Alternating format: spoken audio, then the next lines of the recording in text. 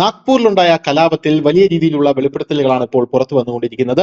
നാഗ്പൂർ കലാപത്തിൽ വനിതാ പോലീസിനെ അതിക്രൂരമായി ബലാത്സംഗം ചെയ്തു എന്ന റിപ്പോർട്ടുകളാണ് ഇപ്പോൾ പുറത്തു വരുന്നത്.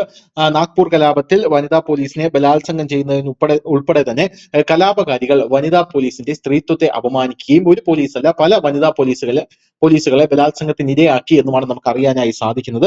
എന്തായാലും വനിതാ ഫീമെയിൽ ഉദ്യോഗസ്ഥരെ അവരുടെ യൂണിഫോം വലിച്ചു കീറുകയും അവരുടെ യൂണിഫോം അവരുടെ ശരീരത്തിൽ നിന്നും തട്ടിപ്പറിക്കുകയും ചെയ്തു എന്നാണ് ഇപ്പോൾ റിപ്പോർട്ടുകൾ പുറത്തു വരുന്നത്. ഇതേ തുടർന്ന് 51 ഔറംഗസേബ് റയട്ടേഴ്സിനെതിരെ, അതായത് പ്രോ ഔറംഗസേബ് റയട്ടേഴ്സിനെതിരെ ഇപ്പോൾ FIR ഇട്ടിട്ടുണ്ട് എന്നാണ് നമുക്ക് മനസ്സിലാക്കാൻ സാധിക്കുന്നത്. ഇവരെ ഇപ്പോൾ തിരിച്ചറിഞ്ഞിട്ടുണ്ട്. ഉടനെ തന്നെ ഇവരെ അറസ്റ്റ് ചെയ്യാനുള്ള നീക്കമാണ് ഇപ്പോൾ നാഗ്പൂർ പോലീസ് നടത്തുന്നത് എന്നാണ് നമുക്ക് മനസ്സിലാക്കാനായി സാധിക്കുന്നത്.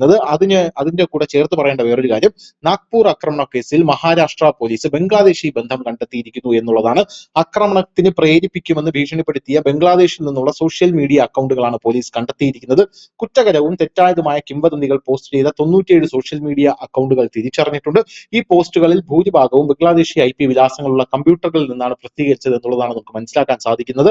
തിങ്കളാഴ്ചത്തെ കലാപം ഒരു ചെറിയ സംഭവം മാത്രമാണെന്നും ഭാവിയിൽ വലിയ കലാപം ഉണ്ടാകുമെന്നും അത്തരമൊരു പോസ്റ്റിൽ ഭീഷണിപ്പെടുത്തുന്നുണ്ട്. കിംവദന്തികൾ പ്രചരിപ്പിക്കുകയും ആക്രമണത്തിന് പ്രേരിപ്പിക്കുകയും ചെയ്തതിന് 34 സോഷ്യൽ മീഡിയ അക്കൗണ്ടുകൾക്കെതിരെ സൈബർ സെൽ നടപടിയെടുക്കുകയും 10 FIRകൾ രജിസ്റ്റർ ചെയ്യുകയും ചെയ്തു എന്നാണ് നമുക്ക് അറിയാൻ സാധിക്കുന്നത്. അതേസമയം minority democratic party MDP city president Hashim Shamim Khan ഉൾപ്പെടെ 84 പേരെയാണ് പോലീസ് ഇതുവരെ ഈ കലാപവുമായി ബന്ധപ്പെട്ട് അറസ്റ്റ് ചെയ്തിരിക്കുന്നതെന്ന് നമുക്ക് മനസ്സിലാക്കാനായി സാധിക്കുന്നുണ്ട്. എന്നിരുന്നാലും ബുധനാഴ്ച മഹാരാഷ്ട്ര ആഭ്യന്തര സഹമന്ത്രി സുരേഷ് കദം 69 പേരുടെ എണ്ണമാണ് കണക്കാക്കിയിരുന്നത്. ഇതിൽ 8 വിശ്വ ഹിന്ദു പരിഷത്ത് പ്രവർത്തകരും ഉൾപ്പെടുന്നുണ്ട് എന്നുള്ളത് വേറൊരു കാര്യമാണ്. എന്തായാലും കലാപത്തിൽ വലിയ രീതിയിൽ ഹിന്ദുക്കൾക്ക് നേരെ ആക്രമണം നടന്നിരുന്നു എന്നാണ് ആരോപിക്കപ്പെടുന്നത്. എന്നാൽ അങ്ങനെയല്ല, കലാപം ഖുറാൻ കത്തിച്ചത് കൊണ്ടാണ് ഉണ്ടായതെന്നാണ് മറ്റൊരു വിഭാഗം ആരോപിക്കപ്പെടുന്നത്. എന്നാലും കലാപം ഉണ്ടായത് ഖുറാൻ കത്തിച്ചതിൽ നിന്നല്ല, മറിച്ച് ഔറംഗസേബിന്റെ ആ ഒരു ശവക്കല്ലറ, ആ ശവക്കല്ലറയുടെ ഒരു ഡെമോ ഉണ്ടാക്കി ആ ഡെമോയാണ് കത്തിച്ചത് എന്നാണ് ഇപ്പോൾ അത് കത്തിച്ചവർ അവകാശപ്പെടുന്നത്. പോലീസും അത് അങ്ങനെ തന്നെയാണെന്ന് കണ്ടെടുത്തിട്ടുണ്ട്. എന്നാൽ ഇങ്ങനെ ഒരു കിംവദന്തി പടർത്തിയത് ഫസീം ഖാൻ എന്ന് പറയുന്ന